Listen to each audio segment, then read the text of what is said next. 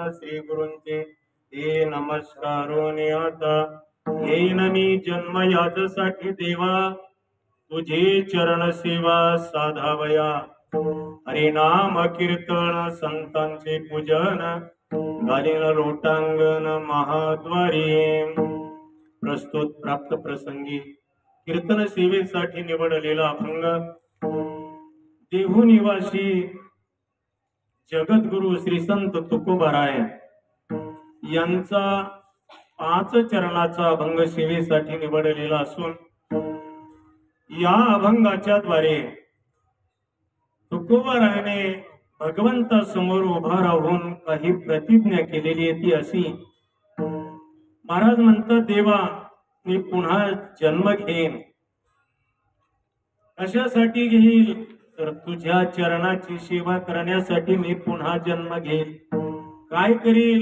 कोणत्या पद्धतीने सेवा करेल हरिनाम कीर्तन संतांचे पूजन घालीन लोटांगण महाद्वारी अशा प्रकारची मी सेवा करेन का म्हणून काय मिळेल सेवा केल्यानंतर महाराज म्हणतात आनंदी निर्भर असो भलते ठाई सुख दुःख नाही साड आम्हा या स्थितीवर आम्ही जाणार मग कुठले सायासही करणार नाहीये कुठली आशाही धरणार नाहीये आणि सर्व भावनेने उदास अशा प्रकारे हो एकच सर्व स्वामी देवा तुला अर्पण करू आणि जो काही मग तुझा दुर्मिळ असणारा मोक्षेना तर तो आमच्या दारामध्ये दाशी असेल एवढे आम्ही अधिकारी हो याच्यासाठी आम्ही पुन्हा जन्माला येऊ अभंगाचा सरळ सरळ अर्थ असा आहे विठ्ठला विठ्ठला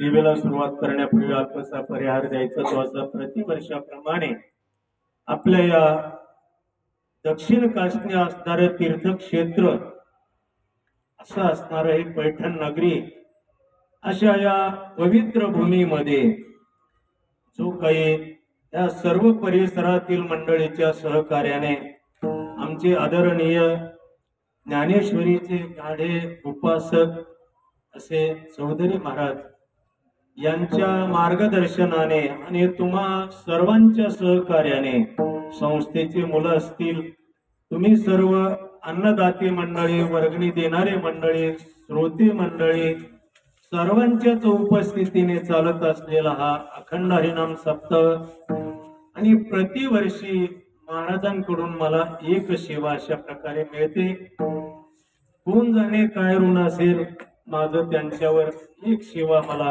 हे देतात नाथ मंदिरामध्येही दरवर्षी ते ज्ञानेश्वरी जयंती उत्सव साजरा करतात त्या ठिकाणी मागच्या वर्षी रामकथा आमच्याकडे दिली आणि याही वर्षी कीर्तनाची सेवा या ठिकाणी सुद्धा माझ्याकडे होती म्हणून मी त्यांचा अत्यंत ऋणी आहे अशा पवित्र क्षेत्राच्या ठिकाणी माझ्यासारख्याला एक सेवा करायला मिळावी हे मी माझं अहोभाग्य समजतो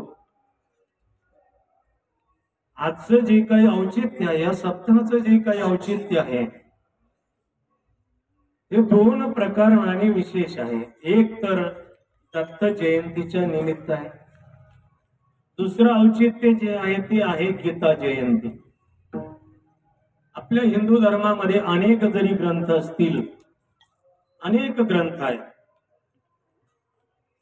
पण जयंती मात्र आतापर्यंत कुठल्याही ग्रंथाची होत नाही कुठल्याही ग्रंथाची होत नाही आणि झालेली नाही कोणी केलेली नाही मग गीतेचीच का जयंती व्हावी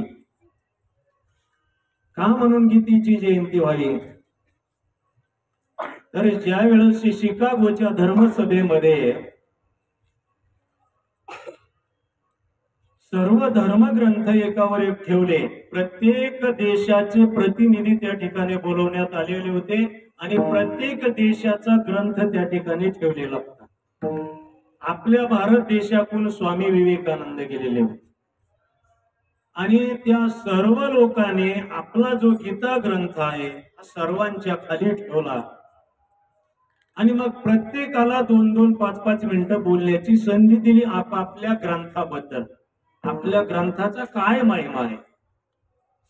आणि सर्वांच्या शेवटी ज्या वेळेस विवेकानंद स्वामीकडे नंबर आला आणि त्यांना सांगितलं भारताचे असणारे प्रतिनिधी विवेकानंद स्वामी, तुम्ही तुमच्या ग्रंथाची महती सांगा.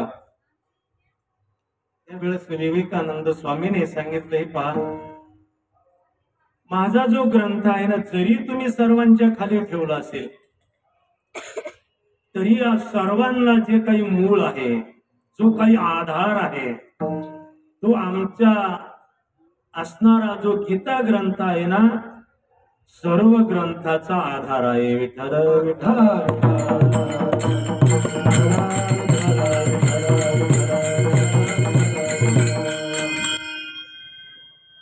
अगोदर असणारे जे शास्त्र आहे ते म्हणजे वेद आहे. वेदापेक्षाही गीतेला विशेष महत्व आहे. कशामुळं? वेद हे अपौरुष आहे. अपौरुष आहे ते काय माणसाने निर्माण केलेली नाहीये. देवाच्या श्वासापासून हा वेदार्थ सागरू जया निद्रिताचा गुरु प्रत्यक्ष सर्वेश्वरू अनुवादला. जो भगवंत झोपले आणि झोपेमध्ये भगवंताच्या श्वासामधून वेदाची निर्मिती झाली. वेद अपौरुष आहे. मग असा अपौरुष असणारा दुसरा कुठलाही ग्रंथ नाही. म्हणून वेद हा श्रेष्ठ आहे. पण तरी सुद्धा वेदामध्ये काही उणीव आहे. काय उणीव आहे?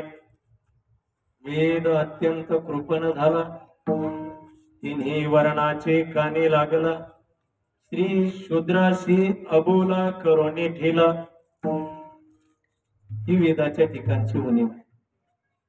वेद जरी अपौरुष असला तरी वेदाच्या ठिकाणी हे उणीव आहे की ते वाचण्याचा स्त्रियालाही अधिकार नाहीये आणि शूद्रालाही अधिकार. वेदाने दोघ बाजूला ठेवले महाराज. आणि काय कोण जाणे भगवंताला हीच उणीव भरून काढायची. म्हणूनच भगवंताने कृष्ण अवतार धारण केला आणि ती उणीव भरून काढली. ती गीता अर्जुनाला सांगितली आणि त्या गीतेच्या माध्यमातून त्या ठिकाणी ती उणीव भरून काढली. सर्वांना अधिकार आहे. विठ्ठल विठ्ठल.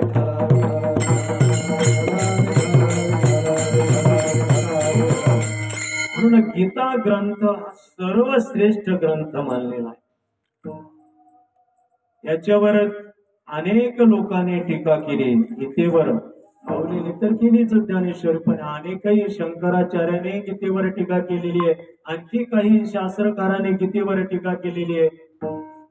अशी असणारी गीता आणि त्या गीतेची टीका.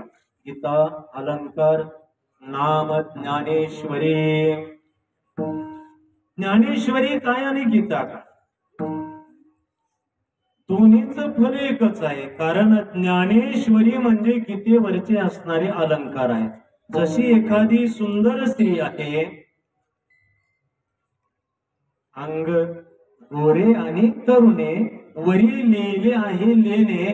जसं त्या अलंकारामुळे त्या स्त्रीची शोभा वाढते आणि स्त्रीमुळे अलंकाराची शोभा वाढते, तसं ज्ञानोबारायने गीता रूपी स्त्रीवर ज्ञानेश्वरी रूपी अलंकार घातलेले. म्हणून अगोदरच गीता कशी आहे? श्रेष्ठ आहे, शोभून आहे आणि आणखीन ज्ञानोबारायच्या अलंकाराने तिची शोभा वाढलेली. अलंकार नाम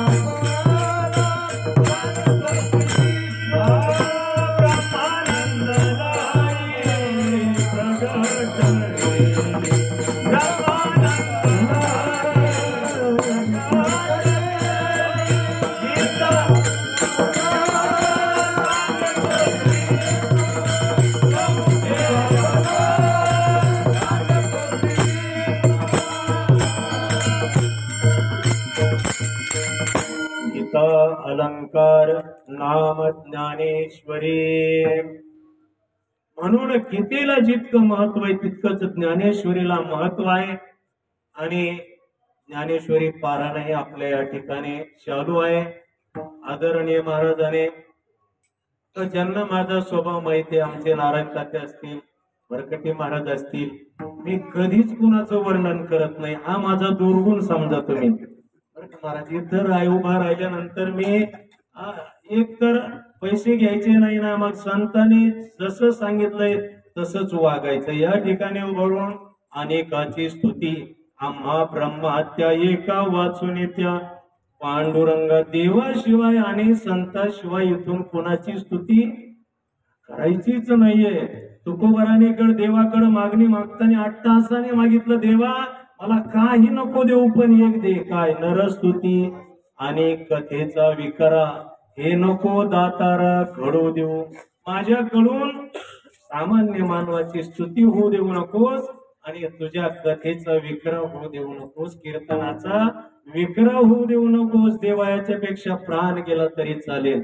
म्हणून या ठिकाणची जी मर्यादा आहे, भक्ती ज्ञानाविरहित इतर गोष्टी न कराव्या, प्रेम भरे वैराग्याच्या युक्ती विवराव्या, जेणेकरून मूर्ती ठसावी अंतरी श्रीहरीची ऐशी कीर्तन मर्यादा आहे.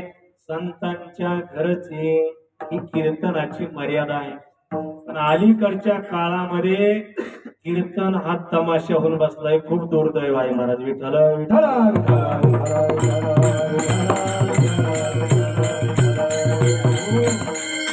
असो.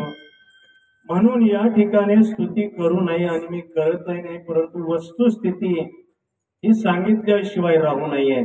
आदरणीय महाराज अखंड ज्ञानेश्वरी पारायणामध्ये रममान आहेत महाराज. अशा माणसाचं निश्चित कौतुक केलं ना, आता पुण्यवंत व्हावे. गीता सज्जनाची नावे नेघे माझे वाचा तुटी महालाभ लोकांसाठी. कारण गीता ज्ञानेश्वरी ग्रंथ एवढा श्रेष्ठ आहे, एवढा श्रेष्ठ आहे. जर जो कोणी वाचील, जनाबाई म्हणतात हो मी त्यांच्या पुढं लोटांगण गायले. सामान्य माणसाचं जाऊ द्या, वाचील जो कोणी जने त्याशी लोटांगण एवढा अधिकार आहे महाराज. तुम्ही म्हणाल आम्हाला वाचता येत नाही ना, हो काय करावं. महाराज म्हणतात हरकत नाही, श्रवणाचे विषय पैसावी येऊने साम्राज्य भुवनी सुखे नांदे. जे वाचकाला फळ आहे तेच ऐकणाऱ्याला सुद्धा फळ आहे. आता मला ओवी आठवत नाहीये, परंतु ज्ञानोबाराय म्हणतात याच्यापेक्षाही श्रवणाला जरी नाही बसले, बाहेरून जरी पारायणाला प्रदक्षिणा मारली, अक्षरे श्रवणाद्वारे हे तुले होती पुढे अश्वमेध. जेवढे गीतेचे अक्षर आपल्या कानावर पडतील ना, एक एक अक्षराचं एक एक अश्वमेध यज्ञ केल्याचं फळ मिळतं. एवढा अधिकार गीता ग्रंथाचा आहे.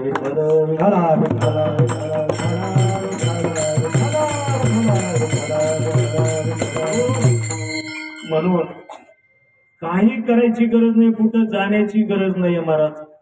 रोज 10 का वैभव आहे ना, 5 का वैभव आहे ना, ज्ञानेश्वरीच्या वाचाव्या, निदान गाथ्याचे अभंग वाचावे.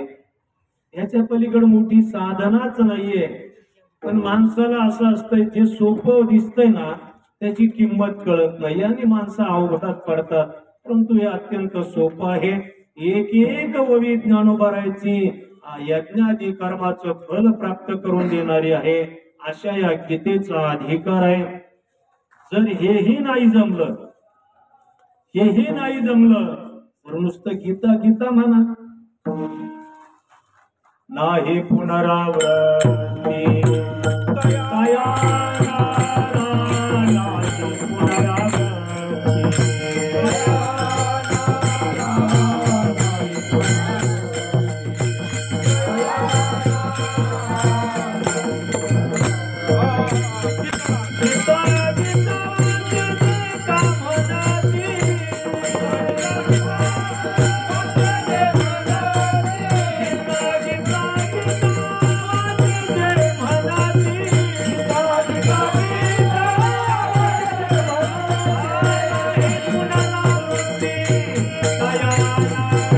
नाही पुनरावृत्ती.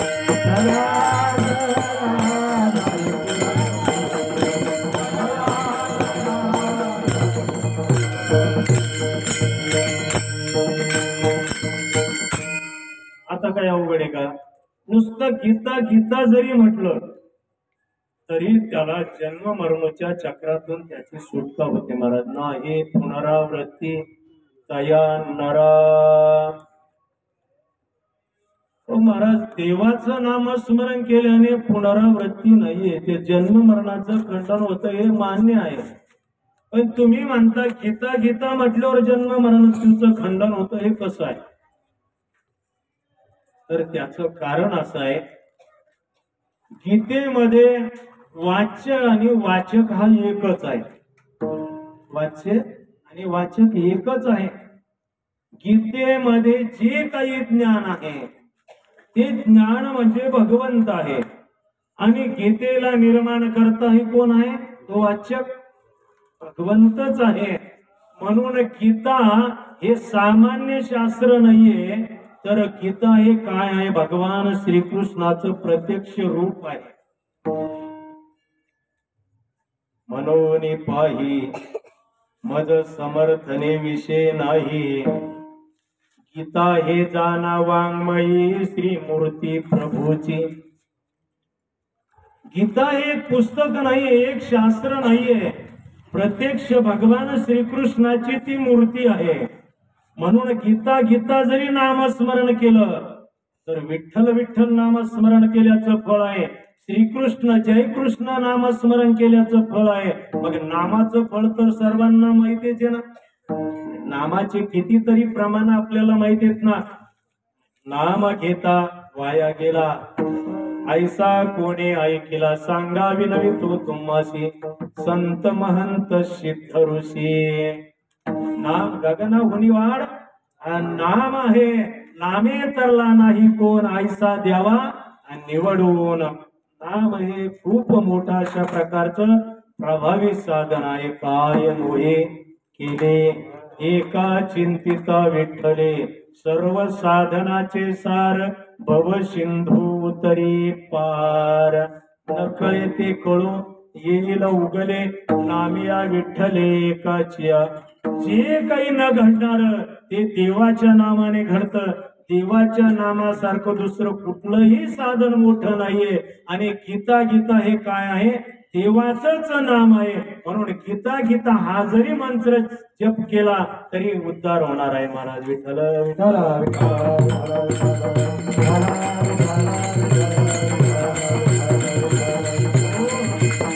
अशा या गीतेचं ज्ञानेश्वरीचं आपल्या या ठिकाणी पारायण चालू आहे. खरोखरच भाग्य आहे. आणि याच्यामध्ये असणारे जे काही कीर्तन सेवा आहे, हे ज्ञानदान सेवा आहे. हे जे दुसऱ्या दिवसाचं कीर्तन आहे, संप्रदायाच्या नियमाप्रमाणे पहिल्या दिवशी नामपर प्रकरण असावं. नंतरचा कीर्तनकार काय बांधलेला नाही. बांधलेला नाही म्हणजे काही बोलू असं नाहीये, पण कुठल्याही प्रकरणातला अभंग घ्यायला तो स्वतंत्र आहे. संतपर घेऊ शकतो, करुणापर घेऊ शकतो, उपदेशपर घेऊ शकतो, अविरायनीपर घेऊ शकतो, कोणतेही अभंग घ्यायला अडचण नाही. 7व्या दिवशी मात्र मागणीपर आणि 8व्या दिवशी चरित्र ते उच्चाराने केले देवे, या ज्या काही मर्यादा आहेत. म्हणून महाराजांना विचारलं काल कोणता अभंग झाला? हरी हरी तुम्ही म्हणारे सकळ नामाचा महिमा काल आपण ऐकलेला आहे. आणि आज जो अभंग निवडला तुकोबारायांचा, तर तुकोबाराय या अभंगामधून प्रतिज्ञा करतात. काय प्रतिज्ञा करतात? की देवा मी पुन्हा जन्माला येईन पहिल्या कडव्यामध्ये. येईन मी जन्म याजसाठी.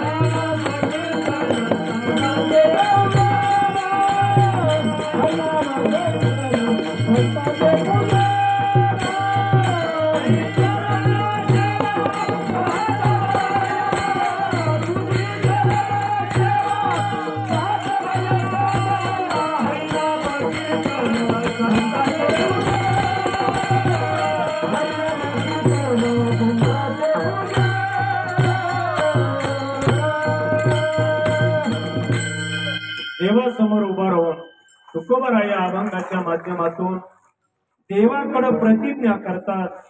देवा मी पुन्हा जन्म घेईन. तुकोबारायची प्रतिज्ञा करतात. ही शास्त्र संमत आहे का? अनेक प्रश्न निर्माण होतात. तुकोबा ज्या अर्थी देवाकडे प्रतिज्ञा करतात की मी पुन्हा जन्म घेईन, त्या अर्थी तुकोबारायाच्या हातामध्ये जन्म घेणं आहे का? तुमचा आमचा अनुभव कसा आहे? आपल्या हातात आहे जन्म घेणं? हा पहिला प्रश्न. दुसरा प्रश्न असा आहे, तुकोबाराय जन्म घेईन पुन्हा म्हणतात. या ठिकाणी जे जन्माला आले, पुन्हा आम्हाला हा जन्म नको म्हणून प्रयत्न करतात आणि तुकोबाराय पुन्हा जन्माला येईन म्हणतात. हे कसं शास्त्र संमत आहे?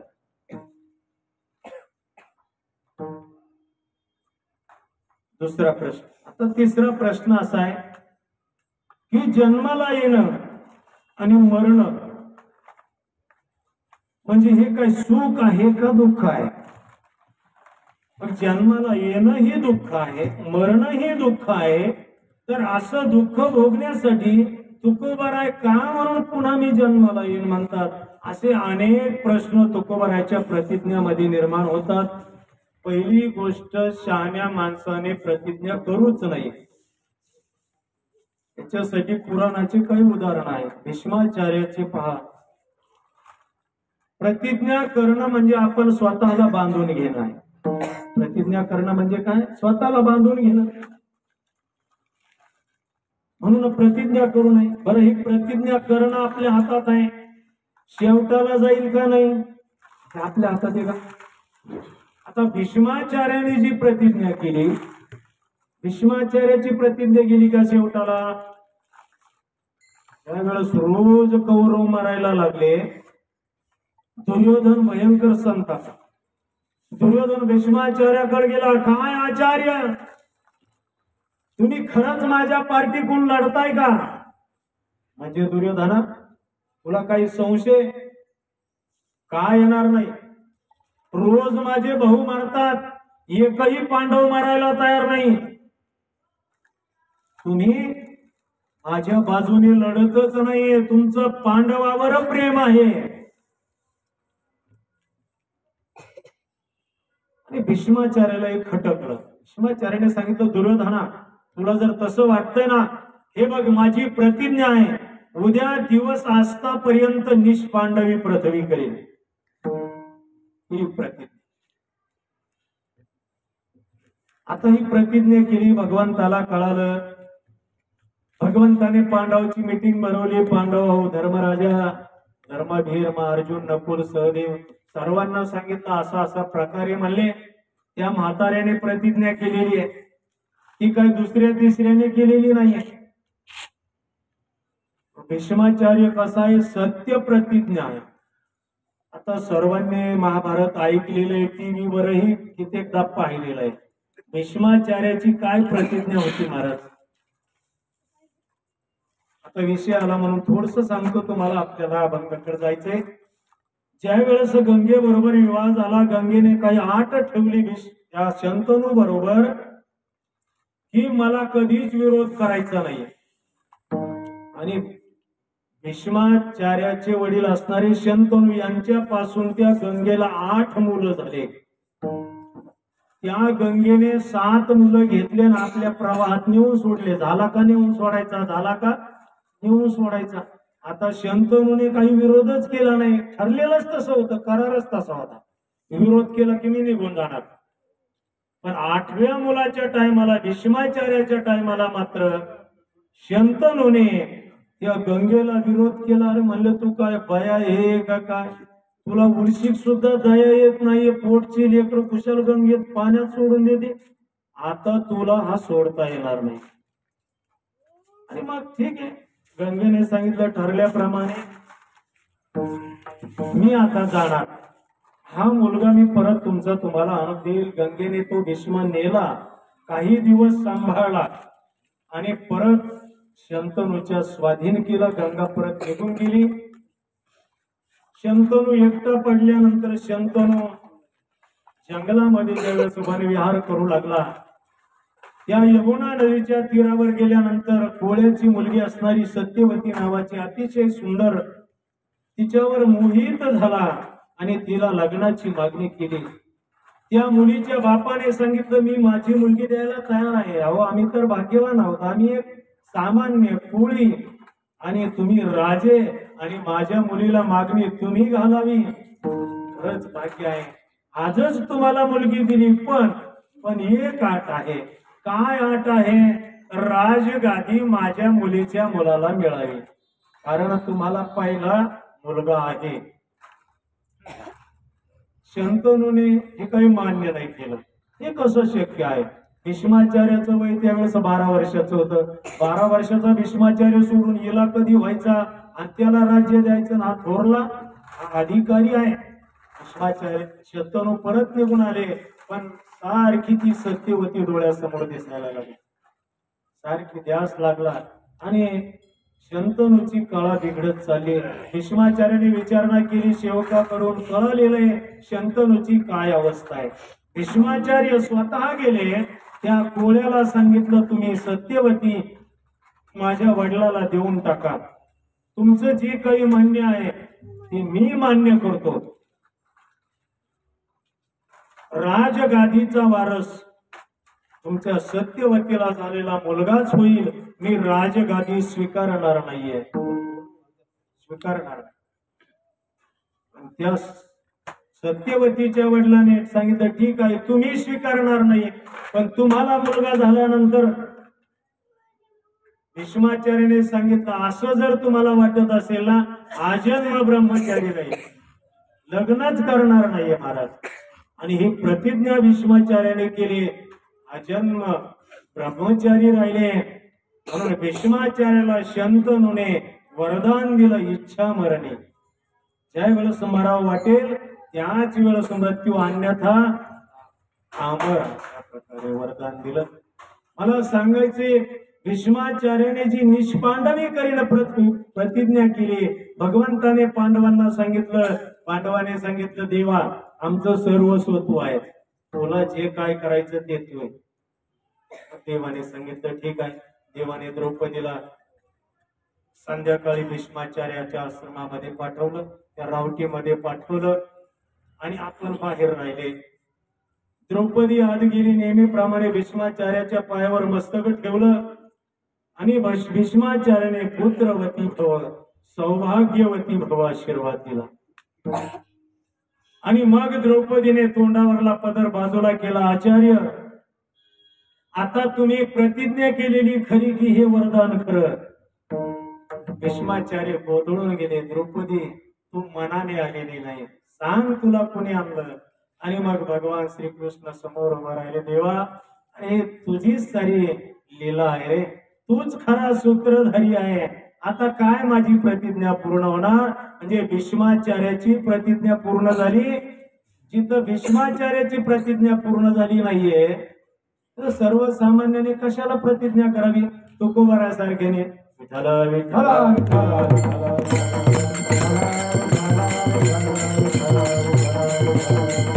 अनेकांनी प्रतिज्ञा केल्या. चला आपल्याला पाहायला वेळ नाही. रावणाने काही प्रतिज्ञा केल्या.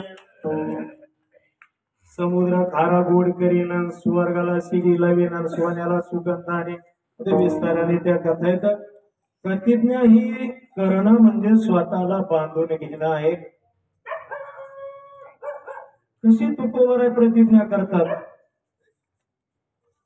आणि मोठ्या माणसाने प्रतिज्ञा करणं त्याला विशेषत्व आहे. तुमच्या आमचा काय महाराज, एका तासात माणसं बदलत येत. आपल्या प्रतिज्ञाला काय किंमत आहे? रात गई तो बाद गई. माणसं म्हणजे रात गई तो बाद गई.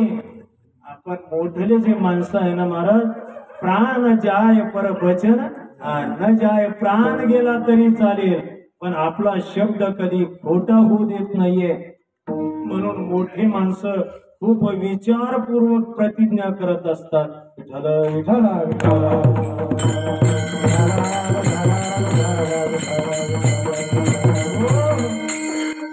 प्राज्ञ प्राज्ञ सुज्ञ आणि आज्ञा असे शास्त्रात 3 प्रकार आहेत.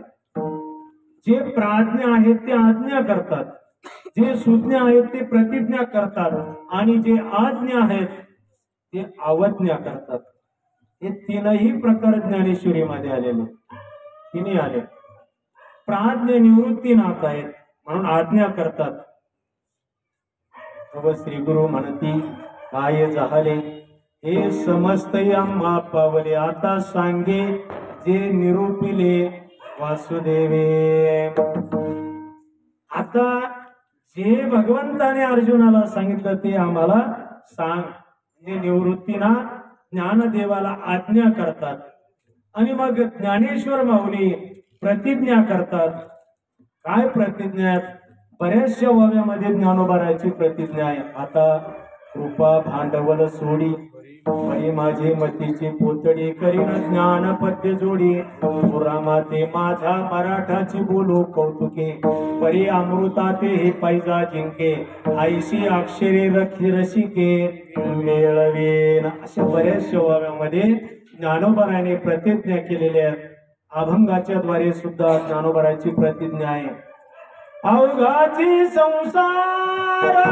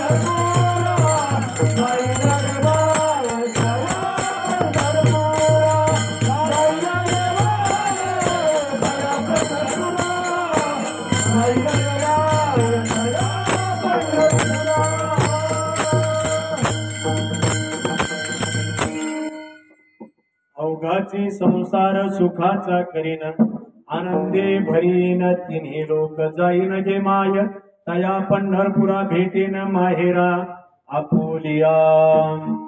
माऊलीने केलेल्या प्रतिज्ञा आहेत. आणि जे अज्ञानी असतात ते मात्र अवज्ञा करीत असतात. त्याच्यामध्ये आपण मोडतो महाराज.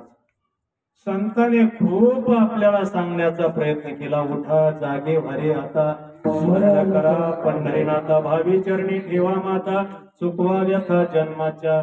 उठा साधू संत साधा आपुले हित, ठेवा आता जागा रे बाईनो जागा, काळ निजल्या नाडूने भागा रे जगजोगी जगजोगी, जाग जाग बोलती उठाची मायबाप, कशी लागली झोप. किती प्रमाण आहेत. खूप प्रमाणाच्या माध्यमातून संत आपल्याला शिकवतात, पण आपण आज्ञा असणारे जीव मात्र त्यांच्याकडे दुर्लक्ष करतो आणि त्याची अवहेलना आपल्याकडून होते. विठ्ठल विठ्ठल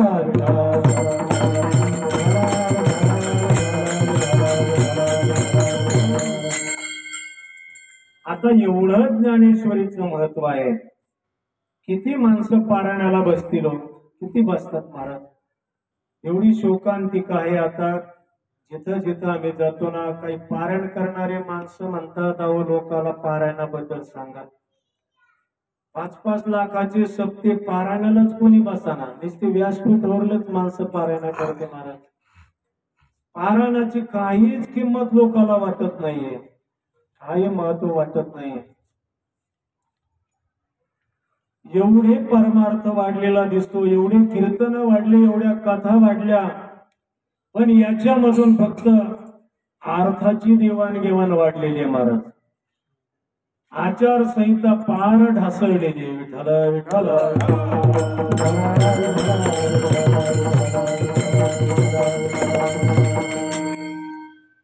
अवज्ञा.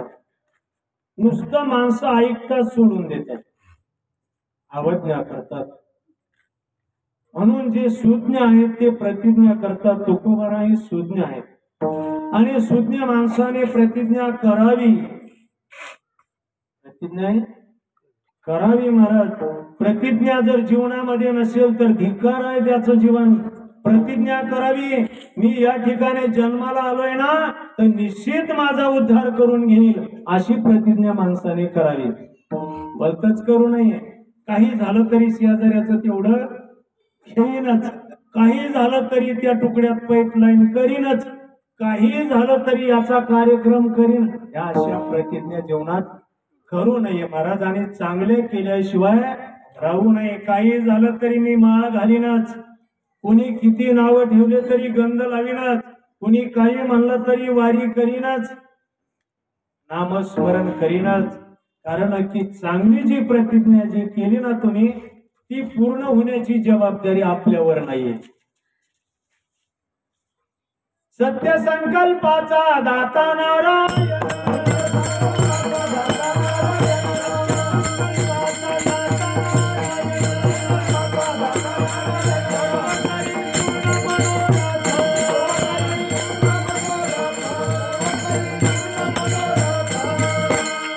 संकल्प चांगला पाहिजे.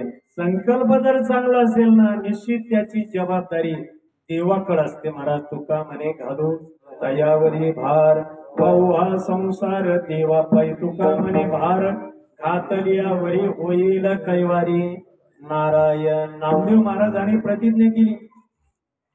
ज्यावेळेस वाल्मिकाचं काव्य शतकोटी काव्य पाहिलं, नामदेव महाराजांनी प्रतिज्ञा केली, मी सुद्धा 100 कोटी अमल करीन. आणि मग देवाला सांगितलं, देवाने अशी प्रतिज्ञा केली. देव म्हणले, नाम्या, अरे नाम्या, त्या टायमाला 60-80 हजार वर्ष माणसं जगत होते, आयुष्य होतं. आता शेत गणिले ते अर्ध रात्र काय अल्प आयुष्यमान होते. 100 वर्षाचं आयुष्य, त्यात अर्ध तर गेलं झोपेत, काही बालपणात गेलं, काही तरुणपणात गेलं, काही भोगात गेलं, काही रोगात गेलं. शिल्लक काय? एवढे आपण कसे तयार करशील? नामदेव महाराजांनी सांगितलं, देवा, आमचं काम आहे प्रतिज्ञा करायचं आणि हे पूर्णत्वाला न्यायचं का नाही हे तुझ्याकडे आम्ही सोडून दिलेलं आहे. त्याचं वजन आम्ही डोक्यावर घे नाही आम्हाला माहितीये पुढीलाचे ओझे आपल्या माथा घेजे तरी सांगे कान दाटीजे धनुर्धारा. दुसऱ्याचं वझ जर आपल्या माथ्यावर घेतलं वझ झाल्याशिवाय कसं राहील हो. आपलं प्रतिज्ञा करणं काम आहे, पूर्ण करणं हे देवाचं काम आहे, आपलं काम नाही. काय आपल्या हातामध्ये क्षण भंगुर नाही भरवसा वारे सावध तुला मायाशा. काही न चले मग गळा पडेल फासा पुढे हुशार तुला हे वसागा. किंवा चाले हे शरीर कोणाचे सत्ते कोण बोलविते हरिवीर देखवी ऐकवी एक नारायण. सर्व सत्ता त्या परमात्म्याची आहे म्हणून आपण फक्त प्रतिज्ञा करू शकतो, पूर्ण करण्याची जबाबदारी देवावर सोडावी. विठ्ठल विठ्ठल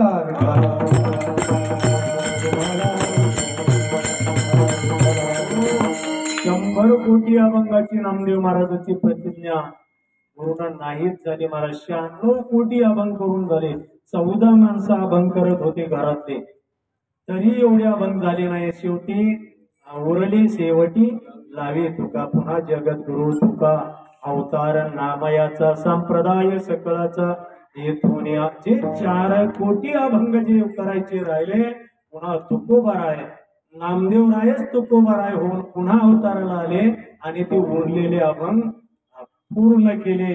म्हणून सत्य प्रतिज्ञा ही केली की देव त्याचा भार आपल्यावर घेतो आणि त्याची ती प्रतिज्ञा पूर्ण करतो. विठ्ठल विठ्ठल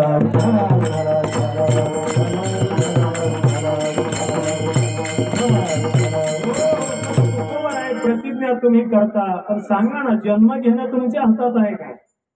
जन्म घेणं माणसाच्या हातात आहे नाही ना महाराज. जन्म घेणे लागे वासनेच्या संगे. वासना शिल्लक राहिली की जन्म मिळतो असे प्रमाण आहेत. किंवा जे जे कर्म केले ते भोग आगा कर्मे जे उरावे तै तिही सुख दुःखी फळावे तया ते भोगावया यावे. देहा एका एकतर कर्म शिल्लक राहिलं तर जन्म मिळतो, वासना शिल्लक राहिली जन्म मिळतो. माणसाचं कर्म झाले तेची भोगावे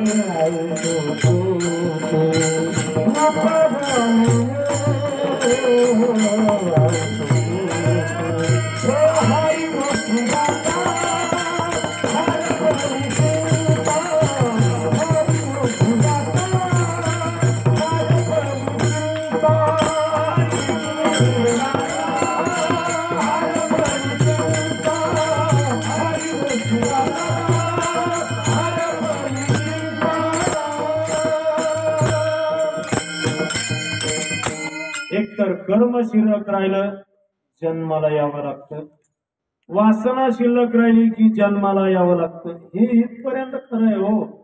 पण पुन्हा माणसाचा जन्म मिळतो का कर्माने वासनेने? नाही ना, असं नाही ना. या जडभरत राजाला हरणाची वासना अंतकाळाची वेळ झाली. जडभरत राजा हरडे गर्भा गेला घाला तो घातला वासनेने. त्याला हरणाचा जन्म घ्यावा लागला. आणि वासना जरी शिल्लक राहिली तरी माणसाचा जन्म मिळतो असं नाहीये. जी वासना आहे तो जन्म घ्यावा लागतो. कर्म शिल्लक राहिलं जन्म मिळतो, माणसाचा मिळतो असं नाही. आता खूप विस्तार होईल याच्यावर आपल्याला बोललं तर माणसाचा जन्म किती महत्वाचा आहे याच्यावर काही प्रमाण सापडतात.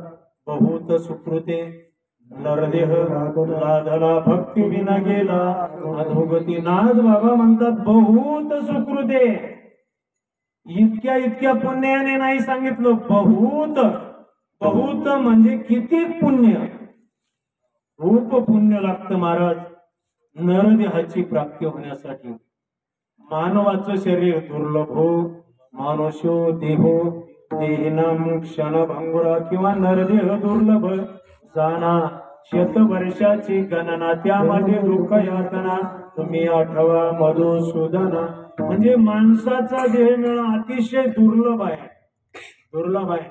असे काही प्रमाण की पाप पुण्य समान असावे, पाप आणि पुण्य ज्या वेळेस सारखं होईल त्यावेळेस मानवाचा जन्म मिळतो.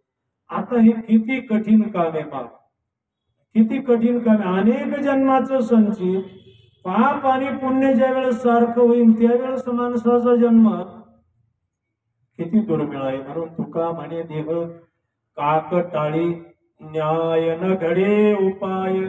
घडू आली जसं एखाद्या आंधळ्याच्या टाळीमध्ये कावळा सापडावा तसा मानव देह मिळतो. आता आंधळ्याच्या टाळीमध्ये जर कावळा सापडायचा असला, आंधळ्याला किती दिवस टाळ्या वाजल्या म्हणजे कावळा सापडत? अहो डोळ्यावाल्याने जरी मारूस तर वाजल्या तरी सापडणार नाही तो कावळा. साऱ्या पक्षामध्ये हाही एकच डोळा मारा. तुम्ही म्हणाल नाही दोन दोन नाही, त्याला एकच आहे, ते दोन्ही डोळ्यात काम करतात. पण इतका चाणक्य महाराज तो कावळा, दुसरे तरी पाखरं पकडायला सोपे आहेत पण कावळा तितका अवघड आहे.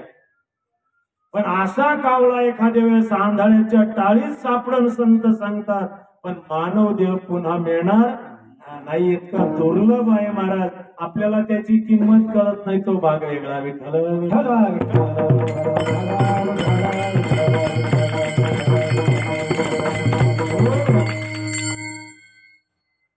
पुण्याधिक झालं स्वर्गाची प्राप्ती, पापाधिक झालं नरकाची प्राप्ती. माते जेणे पाविजे ते शुद्ध पुण्य, शुद्ध पुण्य झालं तर देवाची प्राप्ती. असे प्रकार आहेत. म्हणून माणसाचा जन्म जो मिळतो पाप पुण्य समान झाल्यानंतर असा दुर्लभ असणारा माणसाचा जन्म तुमच्या आमच्या हातामध्ये आहे का घेण्याचा? हे आपल्या हातामध्ये आहे. मग तुकोबारा कस काय म्हणतात घेईन मी जन्म याच्यासाठी देवा? आपण जन्म घेण्यामध्ये पारतंत्र्यामध्ये आहोत म्हणतात.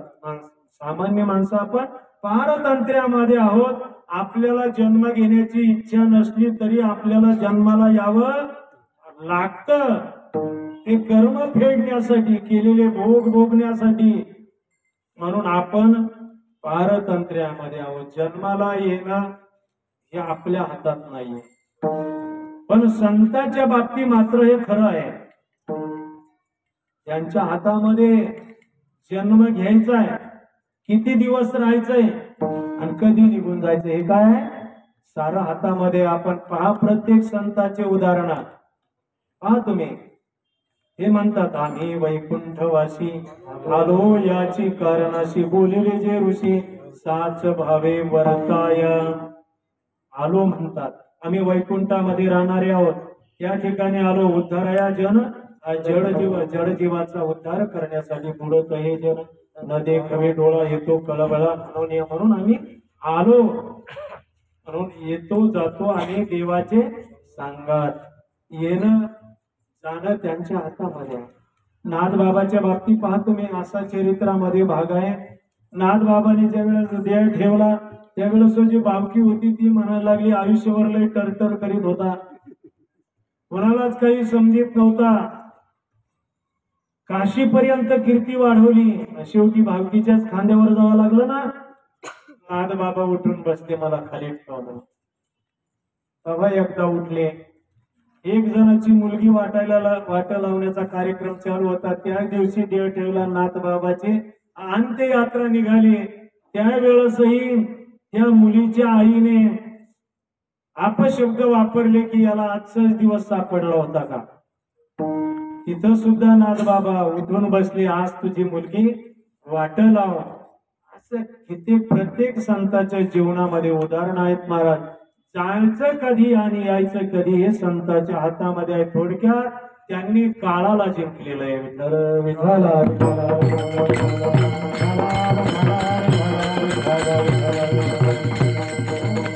जगा काळ काय आम्ही माथा दिला पाय, काळ गुलाम सलाम करी तुकया घरी राबतो. काळाच्या माथ्यावर यांनी पाय दिल्यामुळं भयना ही जन्म घेता मोक्ष सुखा हनोलाता. तुका म्हणे सत्ता करून निकट सेवेची, आम्हाला आता काळाची भीती नाहीये, काळ आमच्या ताब्यामध्ये आहे. म्हणून संतच ही प्रतिज्ञा करू शकतात की आम्ही जन्माला येऊ. म्हणूनच तुकोबर आहे, जन्माला येण्याची जी प्रतिज्ञा करतात ही शास्त्र संमत आहे. विठ्ठल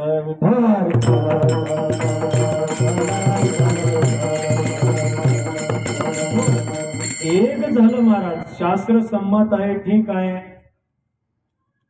ते प्रतिज्ञा करू शकतात, त्यांनी काळाला जिंकलेलं आहे, त्यांच्या हातामध्ये येणारी आहे आणि जाणं आहे, ठीक आहे. पण का हो, येणं आणि जाणं हे काही सुखाचं आहे का? काय आहे? इथून माग जे जे ऋषी मुनी आले त्यांनी पाहिलं या जन्माचं दुःख आणि मृत्यूचं दुःख आणि ते कंटाळले महाराज, ते कंटाळले आणि त्यांनी सांगितलं बस आता पुन्हा मी असं करणार नाही की पुन्हा आईच्या उदरामध्ये 9 महिने 9 दिवस राहावं लागेल, असं मी आता करणार नाही. मातेच्या उदर भरी पचोनी विष्टीच्या दाथरी उकडून 9 मासवरी जन्म जन्मोनी मरती विष्टाले पच उकडे नाकी तोंडे कृमी किडे गर्भवासाचे दुःख गाडे पुन्हा पुढे सांगावे पुयगरते निघाला मूत्र रंध्रे निघाला हा साठीला कुच स्वेदू आयशी आयशी परी जन्माचा कंटाळा धरी म्हणे आता ते मी न करी जेणे ऐसे होय. असे ते ऋषी मुनी या जन्माला कंटाळले, नको रे बाबा एवढं आईच्या उदरामध्ये एवढ्या कठीण अवस्थेमध्ये राहायचं. आता ती कशी अवस्था आहे, या 9 अवस्था सांगितल्या, आपल्याला ते सांगायला काही वेळ नाही. गर्भधारणेपासून माणसाच्या कठीण आहे महाराज, आईच्या उदरामध्ये किती कठीण आहे. काय सांगू गर्भीची यातना,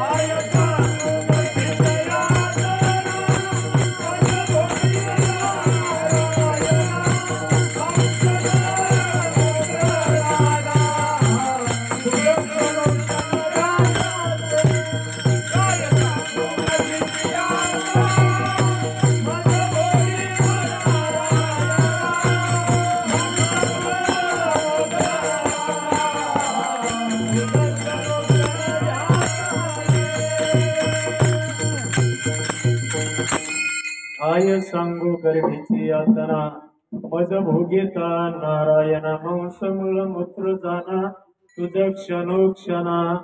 यात असे कठीण आहे महाराज, 1 दिवस राहायचं नाही, 2 दिवस राहायचं नाहीये, 9 महिने त्या आईच्या उदरामध्ये राहायचं. आणि जन्मही पहा, जन्मही झाला बरा तर बरं आहे, नाहीतर एक तर आई मरती नाहीतर बाळाचे तुकडे करून काढावं लागतं. 9 महिने कष्टलासी 10व्याने प्रसूत झाले येताची कर्म जाड तुझी माना अडकले आकांतुते जननी ये दुःखी धाये मोकळे स्मरे त्या हरिहरा ध्यायी श्री कृष्ण माऊले पर्यदे मदासा सोहम जोदाय बाळ. असं कठीण आहे महाराज जन्माचं दुःख. मग काय जीवनामध्ये दुःखच आहे, जन्मल्यापासून मृत्यूपर्यंत जे काही जीवन आहे ना, पण हे दुःखच आहे. पण तुम्हा आम्हाला या विषयाच्या नरकडीमध्येच सुख वाटतंय. जसं नालीमध्ये पडलेलं डुक्कर, आता नाली चांगली आहे का वाईट आहे? कशी आहे नाली? वाईटच आहे ना, आपल्याला कशी वाईटच वाटते का नाही? त्या डुकराला विचारा बरं, तू नालीच्या बाहेर राह ना बाबा, नालीत कशाला जातो, ती घाण आहे ना. ते म्हणणार नाही मला नालीच काय आहे, प्रिय आहे. तसं आपल्याला विषयामध्ये अशा प्रकारे त्या डुकरासारखं, जसं डुकर त्या नालीलाच आनंद मानत, तसं आपण विषयाला आनंद मानतो. नसता विषयी सुख आहे, हे बोलण्याची सारी खेळ नोहे, विद्युत स्फुरणे का न पाहे. जगा माझे सर्व दुःखमय जीवन आहे महाराज. प्रत्येक माणसाच्या पाठीमागे एक प्रकारचं दुःख नाही, अनेक प्रकारच्या चिंता आहेत. एक चिंता मिटली की दुसरी चिंता आहे. अनेक दुःखे सांगू किती, सकळ संसाराची स्थिती. नस आहे पाषाण फुटती, भयकाप चित्ती. भरलाशे दुःख बांधवडी, आहे हा संसार सुखाचा विचार नाही. किती प्रमाणात यावं महाराज. हे दुःखचे सर्व जीवनामध्ये सुखाचा कुठंच लवलेश नाही, कुठंच लवलेश नाही. शेवटपर्यंत जर दुःख आहे तर मग अशा दुःखरूप अवस्था भोगण्यासाठी तुकोबाराने का म्हणून प्रतिज्ञा करावी, संतांनी का म्हणून प्रतिज्ञा करावी की मी जन्माला येईल. त्याचंही उत्तर आहे का? माणसाला जी आवड असते ना, आवड, ती आवड पूर्ण करण्यासाठी माणूस कितीही कष्ट घ्यायला तयार असतो महाराज, किती कष्ट घ्यायला तयार असतो.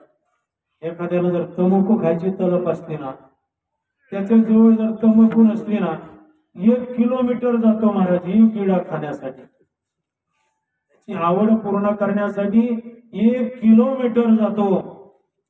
कामी माणूस आपली काम इच्छा पूर्ण करण्यासाठी समोर मरण आहे हे सुद्धा विसरतो. त्याची ती काय आहे? आवड आहे. आवडी आणि लाजवी, व्यसन आणि शिनवी, ही जी आवड आहे ना, ही माणसाला कुठल्याही थराला घेऊन जाते महाराज, कुठल्याही थराला. आता पिणाऱ्याला काय कळत नाही का दारू पिऊ नये म्हणून? कळत नाही? कळतं महाराज त्याला, हे पिलेलं चांगलं नाही, संसाराचं वाटोळं होतं, लोकही आपल्याला चांगलं म्हणत नाही, कुत्र्यासारखं पुढेही पडावं लागत, फजिती होते. सर्वांना कळतंय, कळत नाही अशातला भाग नाहीये, पण कळत पण ओळख. विठाल विठाल विठाल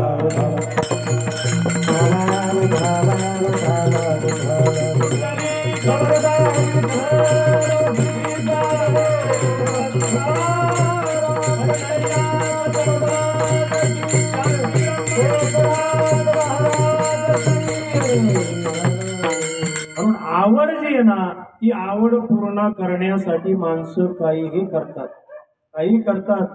जर पैसे नसले ना, घरावरले पत्री विकणारे पट्टे मी पाहिले. मी माझा अनुभव सांगतो.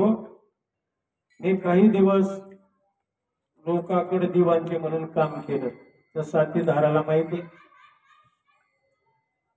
आठवडाभर त्या महिलांनी काम करायचं. महिलांनी सांगायचं, मामा आमच्या मालकाजवळ पैसे देऊ नका बरं. जर का मालकाकडे पैसे गेले तर आम्हाला तेलाला सुद्धा मिठाला सुद्धा पैसे राहत नाहीये महाराज. अशी अवस्था त्यांची होते. हे माणसं आपली आवड, आपली इच्छा पूर्ण करण्यासाठी काहीही करतात, काहीही करतात.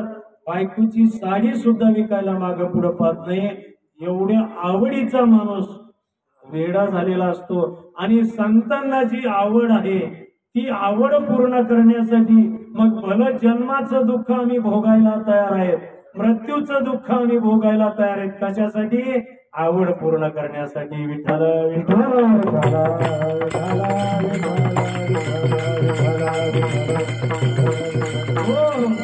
म्हणून तेव्हा माझी आवड पूर्ण करण्यासाठी मी पुन्हा जन्म घेईन मी जन्म. याच्यासाठी देवा काय आवड आहे? तुझे चरण सेवा साधावया, ही माझी आवड आहे. तुझ्या चरणाची सेवा करण्यासाठी मी एकदा काय कितीदा जन्माला येईल. उपजून या उडती येऊ, काला खाऊ दही भात, पुन्हा पुन्हा आम्ही जन्माला येऊ. जन्म मृत्यूचा आम्हाला ठेव नाही, आम्हाला कंटाळा येत नाही. पण कशासाठी येऊ? तुझी चरण सेवा साधावया. आणखी काय सेवा करणार दुसऱ्या अभंगामध्ये? हरिनाम कीर्तन संतांचे पूजन हो, हरिनाम कीर्तन संतांचे पूजन,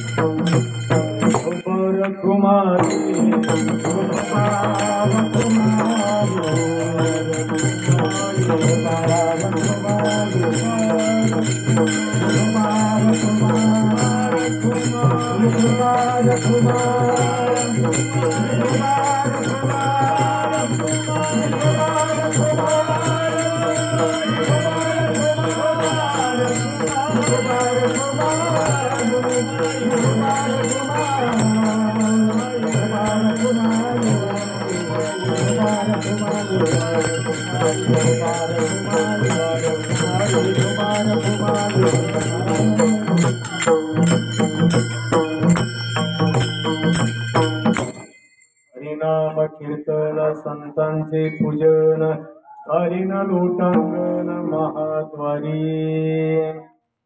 तेव्हा मी ही सेवा करेल, काय करेल? हरिनाम कीर्तन, हरिनाम कीर्तन करील, संतांचं पूजन करील आणि महाद्वारामध्ये लोटांगण घालील. या चरणामध्ये 3 प्रकारची सेवा तुकोबरा म्हणतात मी करील. आता पहिली म्हणतात हरिनाम कीर्तन, म्हणजे याचा अर्थ कीर्तन बऱ्याच प्रकारचा आहे. गुण कीर्तन आहे, लीला कीर्तन आहे आणि हरिनाम कीर्तन आहे, असे 3 प्रकार आपण पाहू. तर हरिनाम कीर्तनच का करील? गुण कीर्तन का करणार नाही? लीला कीर्तन का करणार नाही? तर त्याचं कारण असं आहे, देवाचे गुण वर्णन करण्यासाठी कित्येकाने प्रयत्न केले, त्याच्यामध्ये कुणी सफल झालं?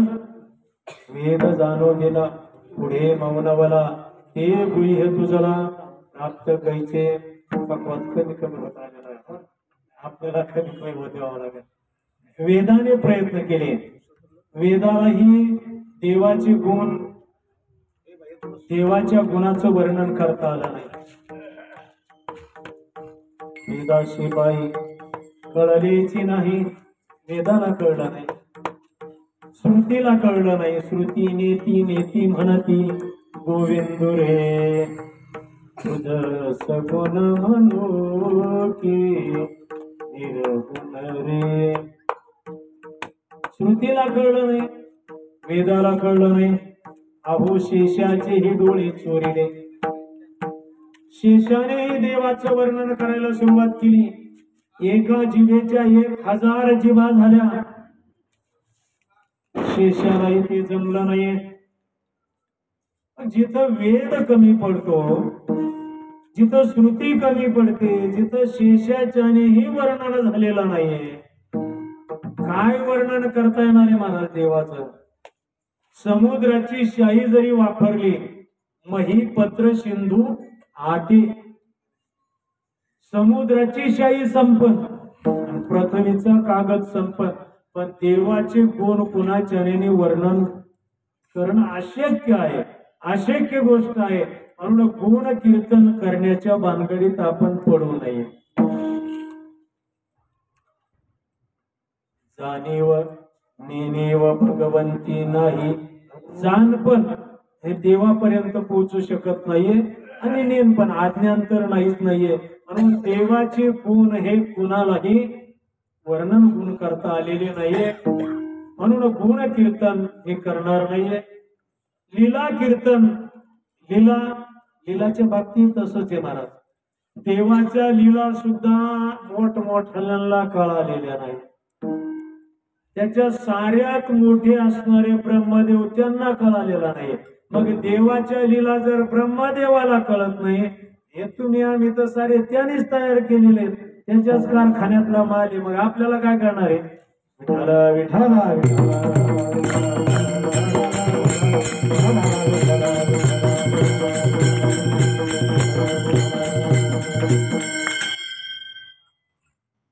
काल्याच्या प्रसंगातला तो प्रसंग आहे. त्यावेळेस ब्रह्मदेवाने गाया आणि गोपाळ चोरून नेले. कौतुक पाहावया माव ब्रह्मयाने केली, गायी गोप वैकुंठाशी सत्यलोकाशी नेली. गाया आणि गोपाळ ब्रह्मदेवाने सत्यलोकाला घेऊन गेले. का घेऊन गेले? आता थोडा काल्याचा प्रसंग, आता तो विस्ताराने एवढा मला काय सांगायचं नाही, परंतु हे काला खायसाठी आले होते. काला खायसाठी आले. देवाला सर्वच कळतं ना महाराज, ओरिजिनल डुप्लिकेट, आत काय बाहेर काय, त्याच्यापासून काय लपत आहे. देवाने ठरवलं एवढ्या उच्च पदावर जाऊन बसले यांच्या बापाने ठेवलाय का काला. काला खायासाठी लहान व्हावं लागतं. व्हावे लहानावनी लहान लहानपण देगा देवा, मुंगी साखरेचा रवा. साखर खाण्यासाठी मुंगी व्हावं लागतं. हाती होऊन साखर खायला मिळत नाही. मग यांना लहान व्हायचं नाहीये ना, गादी सोडायची नाही ना. मग गादीही सांभाळीन आणि कालाही खाईन, यांच्या बापाच्या पेन नाहीये. देवाने सांगितलं याला काला द्यायचा नाहीये, खबरदार पोरो, यांना अजिबात काला द्यायचा नाही, हे डुप्लिकेट गोपाळ आहेत. ठीक आहे. ब्रह्मदेवाने त्याने पुन्हा रूप बदलले. म्हणले आता चला इथं भेटत नाही ना, दुसऱ्या आठवडी मग पाण्यात मासे झाले. कालियाचे असे देव जळी झाले मासे. आता तरी निदान गोपाळ हात धुवायला येतील आणि आपल्याला प्रसाद काल्याचा मिळेल. देवाने तेही ओळखलं. देवाने सांगितलं गोपाळ, आता आज मात्र यमुनेच्या डोहामध्ये कुणी हात धुवायला जायचं नाहीये. का देवा? अरे तिथं आता विवशी आलेली आहे, म्हणून आजपासून कुणी त्या ठिकाणी जायचं नाही, हात धुवायचे नाही. मग देवा हात आपल्या पुसून टाका. पण नाही, देवाने मिळू दिला काला आणि त्याचा राग ब्रह्मदेवाला आला आणि तो राग मनामध्ये धरून गायीही चोरल्या आणि गोपाळही चोरले. सत्यलोकाला घेऊन गेले. आणि एक दिवस झाले, ब्रह्मदेवाला वाटलं आता तरी पेपरला बातमी येईल गाया गोपाळ चोरीला गेले म्हणून. सकाळला येईल, तरुण भारतला येईल, पुण्यनगरीला येईल. कशाची एक दिवस झाले, 2 दिवस झाले, 8 दिवस झाले, 15 दिवस झाले, महिना झाले, अहो वर्ष झालं, बातमीच नाही. अहो ज्या क्षणाला ब्रह्मदेवाने हे चोरून नेले त्याच क्षणाला भगवान श्रीकृष्णाने तेवढे रूप धारण केले. गायाचे बिन, वासराचे बिन, गोपाळाचे कुठंच काही कमी नाही. एवढे तंतुतंत, जिच्या गळ्यातलं घुंगरू तिच्या गळ्यातलं तसंच घुंगरू झाला. आजीचा शेपाचा गोंडा पांढरा ना तर पांढराच गोंडा झाला. देवाला काय करता येणार नाही महाराज. जशाच तसं झालं. 12 महिने झाले आणि मग ब्रह्मदेवाला वाटलं 12 महिने झाले कसाच काही बोभाटा नाही, म्हणून ब्रह्मदेव आले आणि पाहतायत तर पुन्हा तसेच गायी तसेच गोपाळ. मग ब्रह्मदेव म्हणले इथं जर हे सारे आहेत तर आपल्याकडे ते कोणते? आणि मग ब्रह्मदेवाच्या लक्षात आलं हे काही मानवाची करणी नाहीये, निश्चित भगवान या ठिकाणी आहे आणि म्हणूनच हा देव या ठिकाणी सर्व गाया गोपाळाच्या रूपाने नटलेला आहे. नंतर ब्रह्मदेवाने ते गाई वासर आणून दिले, भगवंताची शरणागती केली. मग जर ब्रह्मदेवाला जर हा बाबा कळालेला नाही याच्या लीला, तुम्हा आम्हाला काय करणार हो विठ्ठल विठ्ठल.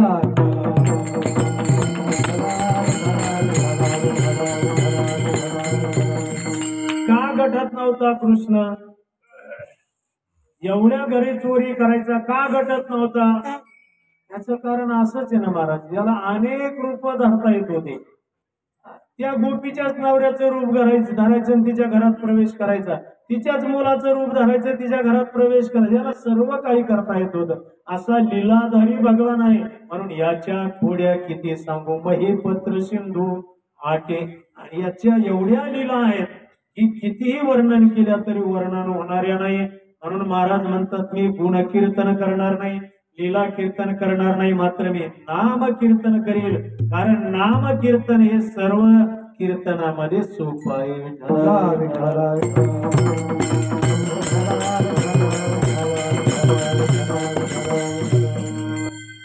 नाम संकीर्तन साधन पैसोपी जळतील पापे जन्मांतरीचे. नाम संकीर्तन मी करीन देवा. नाम संकीर्तन एवढं मोठं कीर्तन आहे, एवढं मोठं साधन आहे की त्याच्यापेक्षा कुठलंही साधन मोठं नाही. या कलियुगामध्ये तरी नामस्मरणासारखं दुसरं साधन नाही. महाराज संतांनी पाहिलं या कलियुगातले माणसं ना तपस्या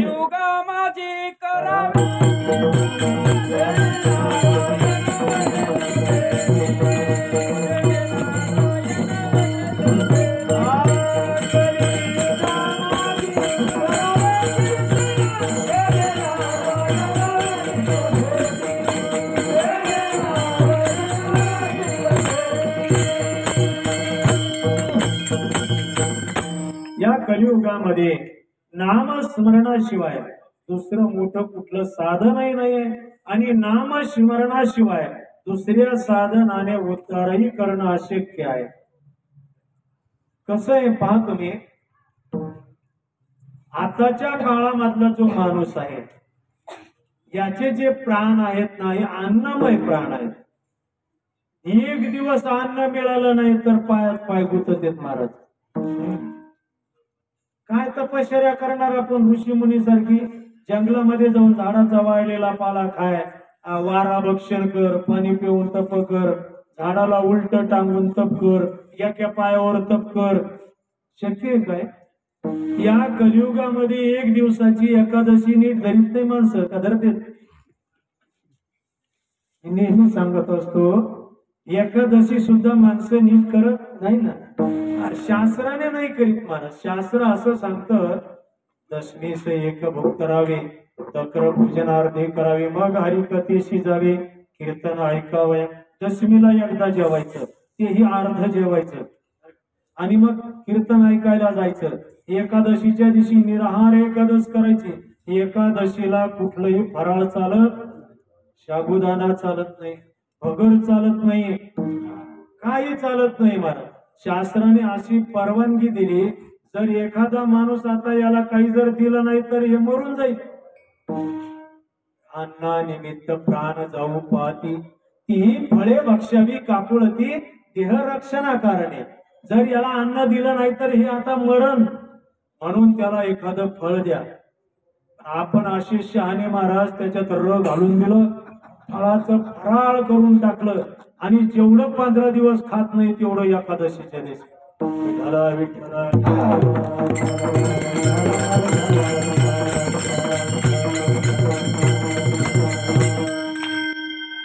पुन्हा आश्चर्यच आहे आपलं सारं. उद्या एकादशी म्हणून आज शास्त्र सांगतं एकदा जेवा अर्धा जेवण. आपण एकादशीच्या आजच्या दिवशी उलट उद्या एकादशी एक जास्त. एकादशीच्या दिवशी सकाळी वेगळा आयटम, दुपारा वेगळा आयटम, संध्याकाळी खिचडी काय, बकरीचा भात काय, साबुदाण्याचे वडे काय, शेंगदाण्याचे उसळ काय. आमच्या इथं पोरं बरं का, लहान पोरं सुद्धा महाराज एकादशी दिवशी भाकरी खात नाही. आम्हाला एखादंच धरायचे नाही. खायला मिळतं ना मला, 2-3 टाइम कसून खायला मिळतं शाबुदाना. हे भाकरी तर रोजच 15 दिवस खायला मिळतं. मग मला सांगा, असं जर एक दिवसाचं व्रत जर आपल्याकडून होत नसेल, या कलियुगामध्ये आपण जीव दुसरं काय करू शकतो? काही करू शकत नाही. बस एकच करू शकतो आपण, रामकृष्ण आहे. नामस्मरणाच्या पलीकडे आपल्या त्यांनी दुसरं काही होऊ शकत नाहीये. हे संतांनी जाणलं. संत एकांती बैसले, सकळही सिद्धांत शोधिले, ज्ञान दृष्टी अवलोकिले, सार काढिले निवडुनी, ते एक श्री हरीचे नाम. सर्व संत एकत्र आले. सर्वांनी ठरवलं की या कलियुगामध्ये माणसं दुसरं कुठलंही साधन करू शकत नाहीये आणि ते साधन त्यांना देवापर्यंत नेऊही शकत नाहीये. म्हणून या कलियुगातल्या माणसासाठी एकच सोपं साधन आहे, ते म्हणजे नाम संकीर्तन आहे. किती सोपं आहे अहो, याच्यासारखं दुसरं सोपं नाहीच आहे. कोण आहे असं की ज्याला नामस्मरण करता येत नाहीये? ठीक आहे, विठ्ठल म्हणता येत नसेल, कृष्ण म्हणता येत नसेल, राम म्हणा, वासुदेव म्हणा, केशव म्हणा, 1000 देवाचे नाव आहेत. 1000पैकी कोणतंही घ्या, काम होणार आहे. नामस्मरण कोणतंही घ्या, नामस्मरण निश्चित उद्धार केल्याशिवाय राहणार नाहीये. असं जगामध्ये कुठलंच नाहीये की जे नामाने मिळणार नाही. विठ्ठल विठ्ठल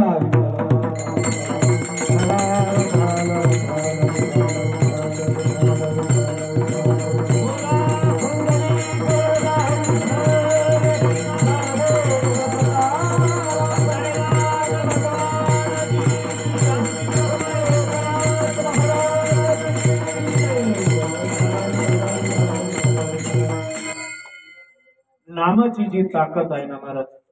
आता वेळ आपल्याला कमी आहे, पण चालता चालता एक तुकोबाराच्या चरित्रातला भाग सांगतो. नामाने प्राप्त होत नाही असं कुठलंच काही नाही आहे. सर्वच काही नामाने प्राप्त होतं.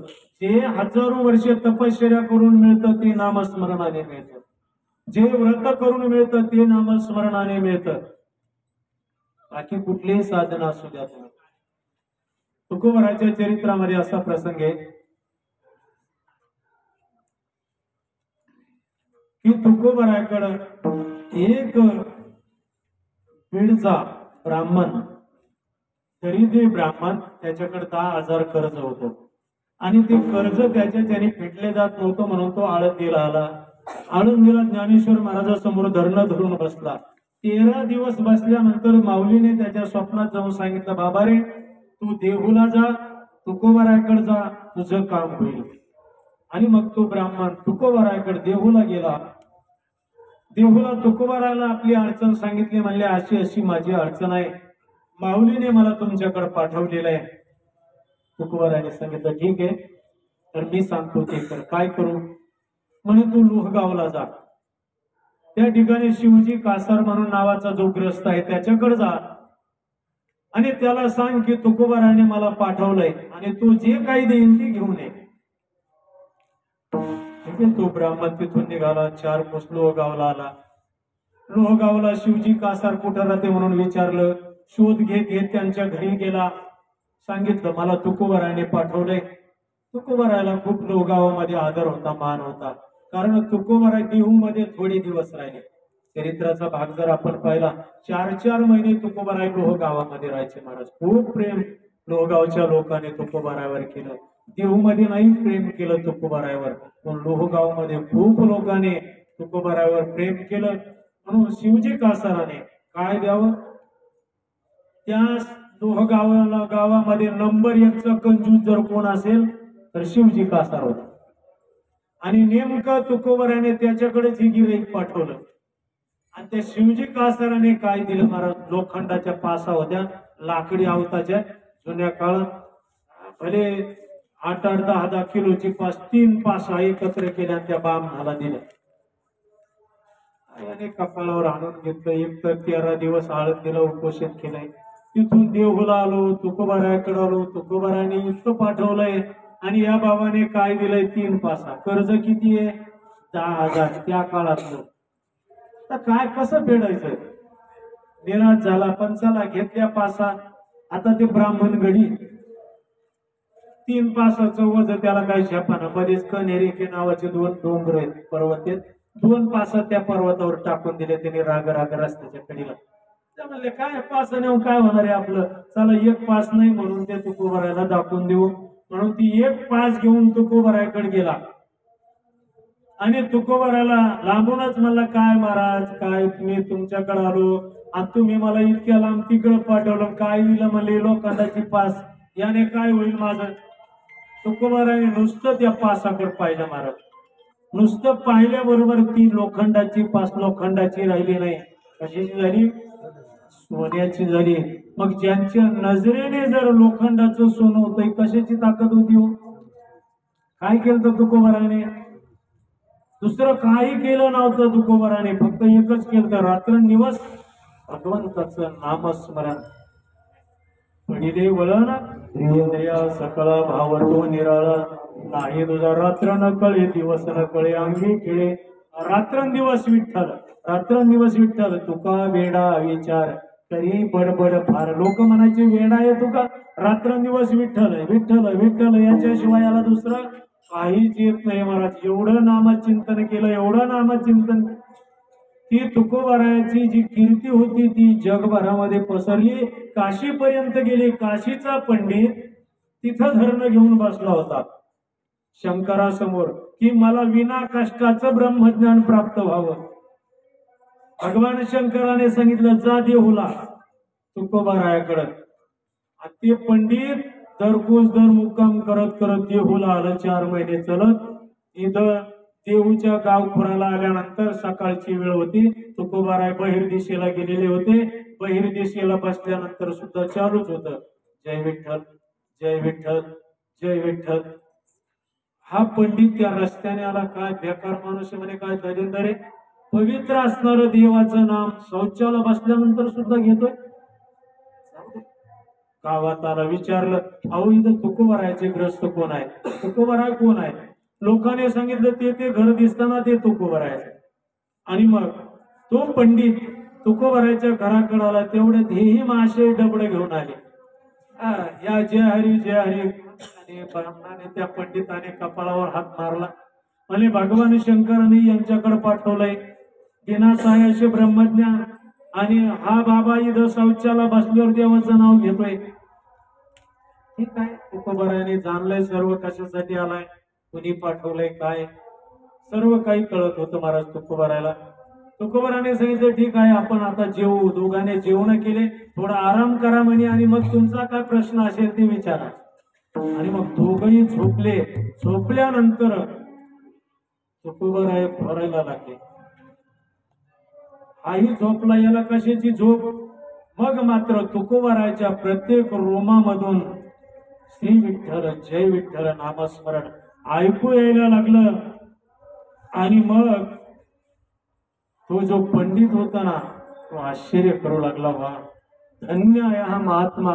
अहो आपलं तोंड देवाचं नाव घेत नाहीये, याच्या केसामधून विठ्ठल नामाचा ध्वनी निघतो.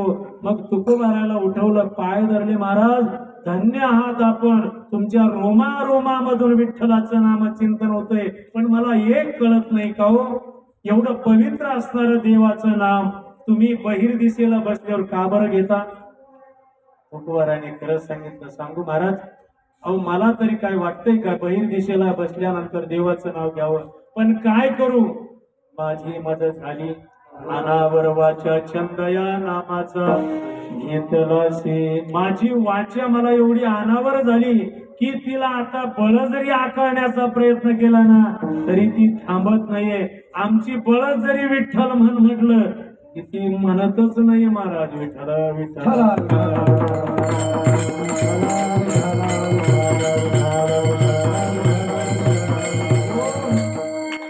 खूप नामचिंतन जीवनामध्ये केलं महाराज. तुकोबारायचं चरित्र खरंच वाचव महाराज. काय त्या नामस्मरणाची ताकद आहे तुकोबारायच्या चरित्रामध्ये कळून येईल. म्हणून नामस्मरण हे साधन अत्यंत सोपं आहे, सर्वांना घेता येण्यासारखं आहे. बरं बाकीच्या साधनाला काही नियम आहेत, अटी आहेत, अधिकार आहे. तसं नामस्मरणाला काही अधिकार आहे, अटी आहेत, नियम आहेत? काही नाही मला.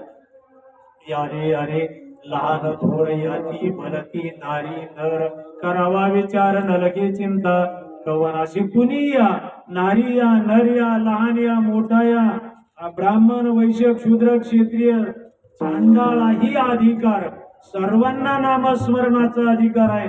असं काही नाही की आंघोळच करावं लागते. आंघोळ नाही केली तरी चालतंय, तोंड नाही धुतलं तरी चालतंय. नामस्मरण करण्यासाठी कुठलाच नियम नाही, कुठलीच अडचण नाहीये. इतकं सोपं असणारं नामस्मरण आहे. आणि मोठं जर म्हणाल तर त्याच्यासारखं मोठं दुसरं कोणतंच नाहीये. मी तुम्हाला एक दृष्टांत सांगितला, एवढी ताकद त्या नामाची आहे. तुकोबराने जर पाहिलं तर त्या लोखंडाचं सोनं होतंय. आणखी संतांची उदाहरण आहे. नामदेवाच्या चरित्रामध्ये नामदेवाने पाण्यात हात घातला आणि वंजुळवर वाळू काढली. त्या परिसा भागवताला सांगितलं तुझा कोणता परिस आहे. ज्यांचा हात लागल्यानंतर दगडाचाही परिस होतो. कशाची ताकद आहे? त्यांनी काय तप केले? काय केलं त्यांनी? फक्त नामचिंतन केलं. महाराज, नामचिंतनाची जी शक्ती आहे ना, ती शक्ती दुसरी कशामध्येच नाहीये, कशामध्येच नाही. देवामध्ये सुद्धा ती शक्ती नाहीये. ज्याचं नाम आहे ना, त्या देवामध्ये सुद्धा ती शक्ती नाहीये नामाची. विठ्ठला विठ्ठला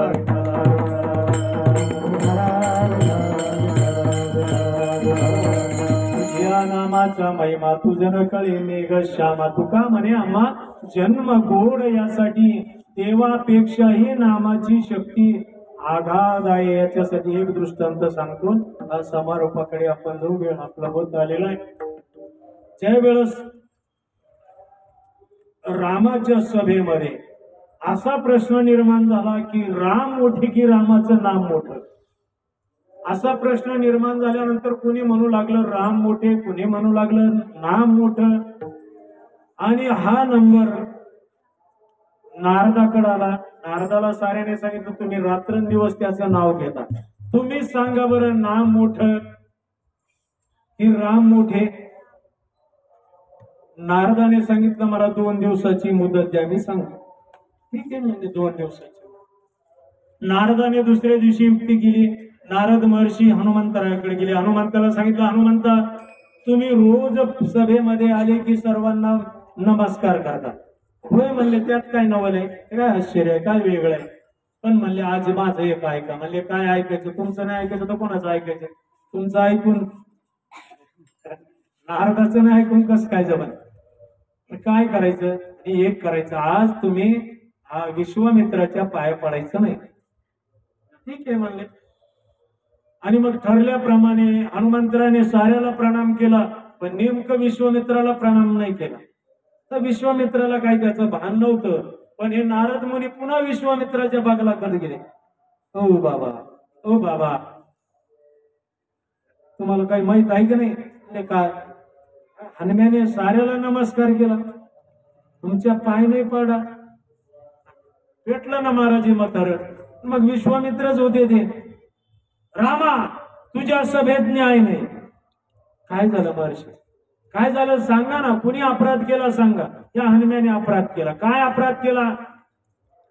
लगेच त्याला मी शिक्षा करतो. सांगा काय अपराध केला? हा माझ्या पायच पडला नाही आज. ठीक आहे, काय दंड द्यायचा? प्राणदंड द्या. ठीक आहे. आता रामाचं सुद्धा विश्वामित्रा पुढे काही चालत नव्हतं. तो राम राजा होता, ऋषीच्या आज्ञेनेच तो राज्य चालवत होता. त्या काळामध्ये सारेच राजे तसे होते. ऋषी मुनींच्या मार्गदर्शनाने राज्य कारभार चालवायचे. पुन्हा नारदाने हनुमंताला सांगितलं आता उद्या तू काय करायचं? म्हणले आता सांगा पुढचं काय करायचं. आणि शरयू तीरावर जायचं, डोळे झाकून बसायचं आणि तुमचं नेहमीच चालू द्यायचं. श्रीराम जय राम जय जय राम, श्रीराम जय राम जय जय राम, श्रीराम जय राम जय जय राम. आणि हनुमंतराय नदीच्या तीरावर गेले आणि त्यांचं अखंड नामचिंतन चालूच होतं. आणि मग नारदाने या साऱ्या सभेतल्या लोकांना घेतलं, चला म्हणले आता तुम्हाला नामश्रेष्ठ का रामश्रेष्ठ पाहायचंय ना, चला. मग रामचंद्रही निघाले. आता हनुमंताला मृत्यूदंडाची शिक्षा द्यायची.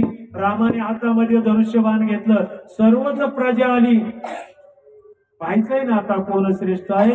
आणि हनुमंताला प्राणदंडाची शिक्षा, सर्वच आतुरतेने तो प्रसंग पाहत आहेत. हे कसं शक्य आहे, राम प्रभू कसं हनुमंताला मारतील.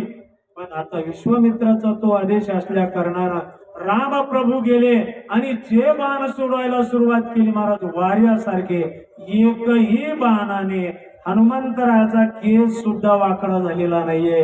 आणि मग नारदाने साऱ्यांना सांगितलं, आता कळलं का तुम्हाला राम मोठे की नाम मोठं, का वेगळं काही सांगावं लागेल. विठ्ठल विठ्ठल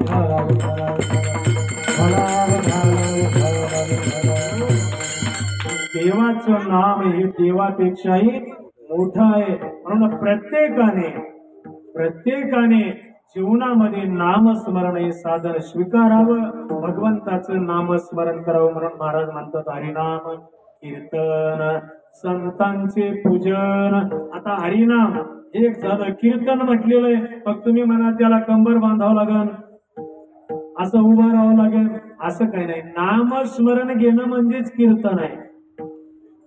कीर्तन हा जो काही शब्द आहे, असं कंबर बांधून उभा राहून सांगणं म्हणजे कीर्तन नाहीये. तर नाम संकीर्तन साधन पै असो, याच्यामध्ये ते कीर्तन आणायचे.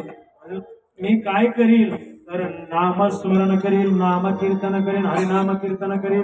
दुसरी गोष्ट संतांचं पूजन करील आणि महाद्वारामध्ये लोटांगण घालील, संतांचं पूजन करेन. जीवनामध्ये संतांची संगती करावी. संत अतिशय दुर्लभ आहेत. अशा संतांची जर संगती केली, नाथबाबा आहेत, माऊली ज्ञानोबा आहेत, जगद्गुरु तुकोबा आहेत, यांची संगती जर आपल्याला जीवनामध्ये आपण केली, यांची वारी केली, यांचं दर्शन घेतलं, त्यांची संगती करणं म्हणजे त्यांनी जे सांगितलं ते आपण आचरण करणं. त्यांची ज्ञानेश्वरी असणारी ती वाचन करणं, तिचं आचरण करणं म्हणजेच ज्ञानोबा राहायची संगती आहे.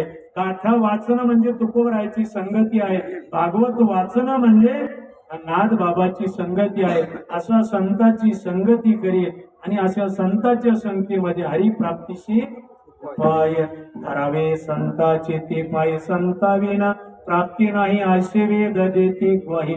हरिनाम कीर्तन संतांचे पूजन घालीन लोटांगण महाद्वारे. आषाढी कार्तिकी पंढरपूरला गेल्यानंतर चंद्रभागेचं स्नान करील आणि महाद्वारामध्ये साष्टांग लोटांगण घालील.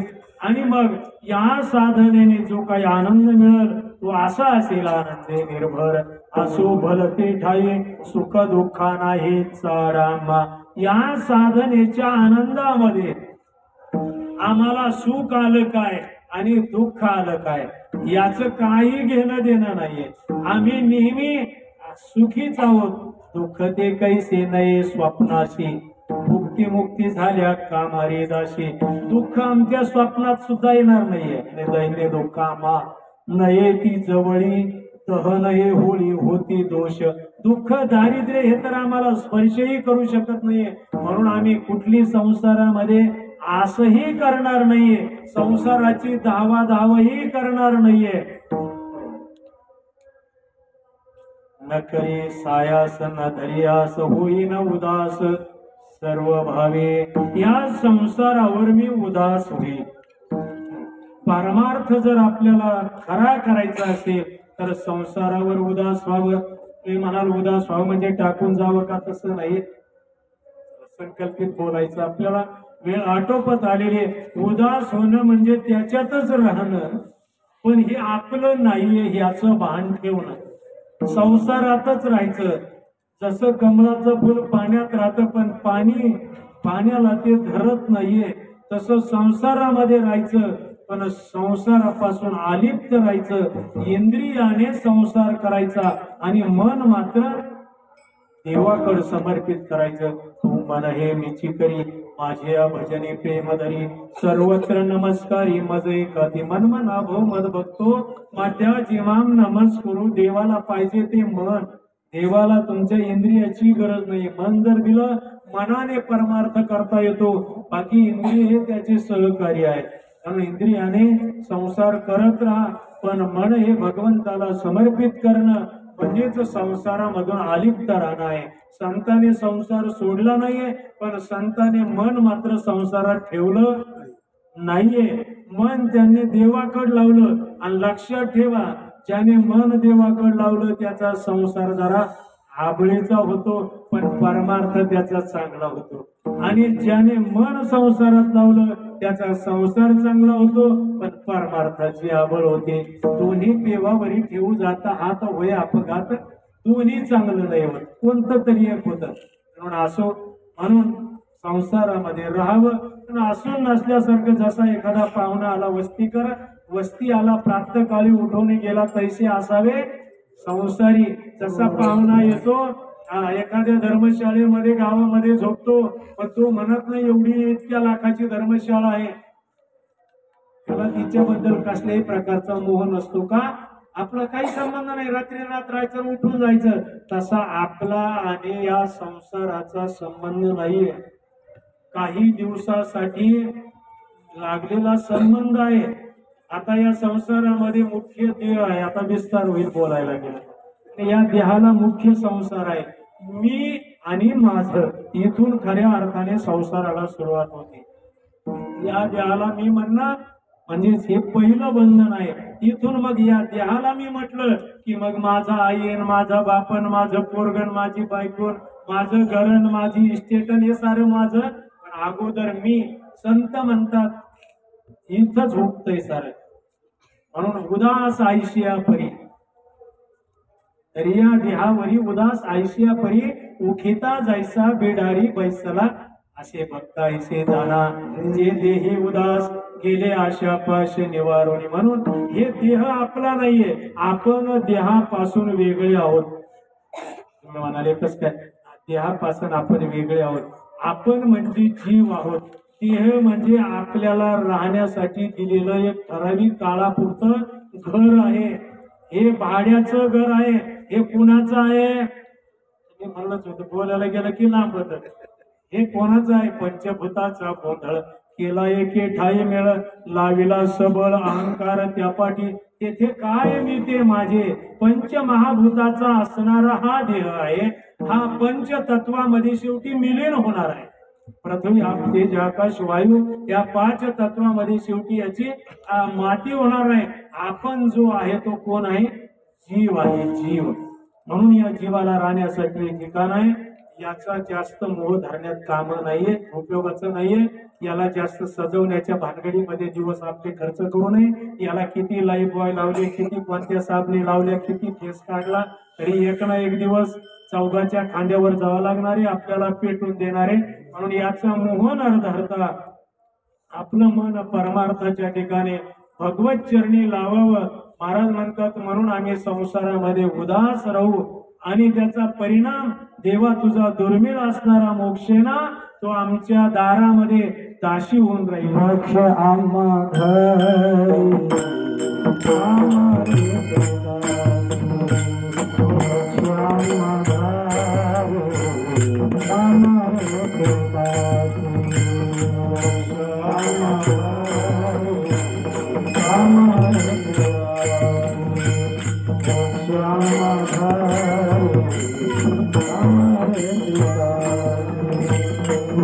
तुमचं 1 रुपये सुद्धा संसारामध्ये ते खर्च करू शकत नाहीये, ही माझी गॅरंटी तुम्हाला आहे. म्हणून जेवढं मदत करता येईल तेवढं करा, जेणेकरून हा जो काही उत्सव आहे टिकून राहील. टिकून राहण्यासाठी महत्व आहे. जर इतराने करत्या माणसाला साथ दिली नाहीये तर काय करणार एकटा माणूस? म्हणून सर्वांनी जशी साथ तुम्ही देतायच, म्हणून सर्वांनी तन मन धनाने अशाच प्रकारचं सहकार्य चालू ठेवा आणि हा उत्सव असाच वृंदीगत होत जावा. आणि जोपर्यंत चंद्र सूर्य आहेत तोपर्यंत असाच चालू राहावा, हीच नाथबाबाच्या चरणी प्रार्थना करतो. आणि शिवेला या ठिकाणी ज्ञानेश्वर